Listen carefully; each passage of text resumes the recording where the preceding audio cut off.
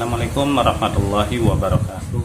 Selamat pagi anak-anak kelas 6, siswa-siswi Madrasah Ibtidaiyah Budi Mulia yang Pak Guru cintai dan Pak Guru sayangi. Mengawali pembelajaran di pagi hari ini, mari kita berdoa kepada Allah Subhanahu wa taala dengan membaca surat Al-Fatihah.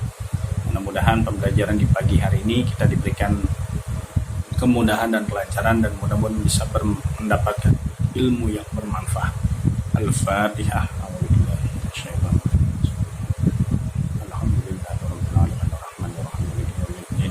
Iyyaka na'budu wa iyyaka nasta'in. Ihdinas siratal mustaqim. Siratal ladzina an'amta 'alaihim ghairil maghdubi 'alaihim waladdallin. Amin. Langsung saja kita mulai pembelajaran di pagi hari ini. Mata pelajaran sejarah kebudayaan Islam masih tentang bab Khalifah Utsman bin Affan. Yang Pak Guru sampaikan dan Pak Guru terangkan di pagi hari ini adalah tentang Utsman bin Affan menjadi khalifah. Utsman bin Affan diangkat menjadi khalifah pada usia yang ke-70 tahun. Beliau termasuk khalifah yang tertua di antara khalifah yang lainnya. Masa pemerintahan Utsman bin Affan mulai dari tahun 23 sampai 35 Hijriah atau 644 sampai 656 Masehi. Dalam masa jabatan kurang lebih 12 tahun ya.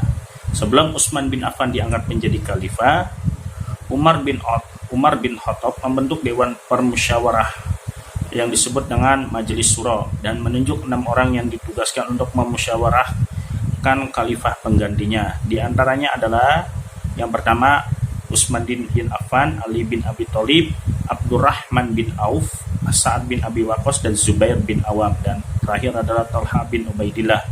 Sebenarnya anggotanya ada 7 orang, yang tak lain adalah Abdullah bin Umar, anak dari putra Umar bin Khattab. Namun Umar bin Khattab melarang putranya. Kenapa Umar bin Khattab melarangnya? Karena hanya diperbolehkan untuk memberikan pendapat pada permusyawaratan tersebut. Dan akhirnya setelah permusyawarahan tersebut berlangsung, kebanyakan anggota dewan cenderung memilih Utsman bin Affan. Kenapa? Karena Utsman bin Affan adalah orang yang mungkin terlalu muda dan mungkin masih ada yang lebih baik lagi dari Utsman bin Affan. Dan akhirnya dibaiatlah Utsman bin Affan menjadi khalifah. Setelah dibaiat menjadi khalifah, Utsman menyampaikan pidato sebagai khalifah di hadapan kaum muslimin. Prestasi-prestasi yang diraih oleh Utsman bin Affan yang pertama yaitu adanya administrasi pemerintahan. Khalifah Utsman bin Affan membentuk amir atau gubernur untuk pelaksanaan administrasi pemerintahan pada setiap wilayah atau provinsi, dan seorang amir atau gubernur ya dipilih secara langsung oleh khalifah dan juga diberhentikan oleh khalifah. Di antaranya adalah ada 10 dibagi di 10 orang yang terpilih dan ditugaskan di berbagai wilayah ya. Yang kedua yaitu prestasi yang diraih oleh Utsman bin Affan adalah perluasan wilayah Islam. Pada masa Khalifah Utsman bin Affan, banyak negeri-negeri yang telah masuk kekuasaan Islam, yaitu Barkah, Tripoli Barat, dan sebagian selatan negeri Nubah, Armenia, dan beberapa bagian Tabaristan. Dan juga bahkan tentara Islam telah melampaui Sungai Jihun, negeri Balkan, Hara, Kabul, Gaznas, dan Turkistan. Itulah wilayah-wilayah yang telah dicapai oleh Utsman bin Affan setelah mengembangkan agama Islam. Yang ketiga yaitu pembentukan armada laut Islam pertama ya, yang dibentuk oleh Muawiyah bin Abu Sufyan dan mengusulkan kepada Utsman bin Affan untuk membangun armada laut, membentuk angkatan laut yang pertama, dan akhirnya diterima oleh Utsman bin Affan dengan cara baik.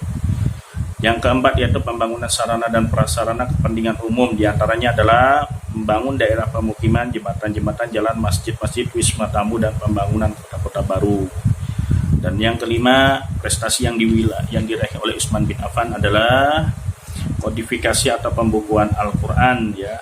Di sini Utsman bin Affan membentuk sebuah panitia pembukuan Al-Quran yang diketuai oleh Zaid bin Sabit. Anggotanya terdiri adalah Abdullah bin Zubair dan Sa'ad bin As, dan Abdullah bin Haris ditugaskan untuk dan juga Abdurrahman bin Aris. Dan akhirnya tugas yang dilaksanakan panitia tersebut adalah menyelin ulang ayat-ayat suci Al-Quran dalam buku yang disebut dengan mushaf. Yang keenam, renovasi Masjid Nabawi. Selain digunakan untuk ibadah, Masjid Nabawi digunakan juga untuk diskusi, tempat belajar mengajar, dan musyawarah dalam memutuskan banyak hal-hal yang mengembangkan Islam keluar Madinah. Yang ketujuh, menambah azan kedua dalam sholat Jumat. Kenapa Utsman bin Affan mengusulkan agar sholat Jumat dikumandangkan azan sebanyak 2 kali? Tujuannya adalah karena adanya kebaikan untuk masyarakat sebagai pengingat waktu tentang pelaksanaan sholat Jumat yang sudah dekat. Yang kedelapan, membangun tempat khusus peradilan, ya. Tujuannya adalah untuk mengangkat hakim yang berada di luar kekuasaan eksekutif. Yang kesembilan, mengambil kebijakan ekonomi yang mendukung berjalannya pemerintahan seperti pendistribusian harta baitul mal, pengelolaan zakat, dan yang terakhir adalah pengelolaan kharaj dan jizyah. Itulah prestasi-prestasi yang sudah diraih Utsman bin Affan. Mungkin apabila banyak kekurangan, kalian bisa pelajari sendiri di buku LKS dan bisa mempelajarinya. Kurang lebihnya mohon maaf. Wabillahi taufiq wal hidayah. Wassalamualaikum warahmatullahi wabarakatuh.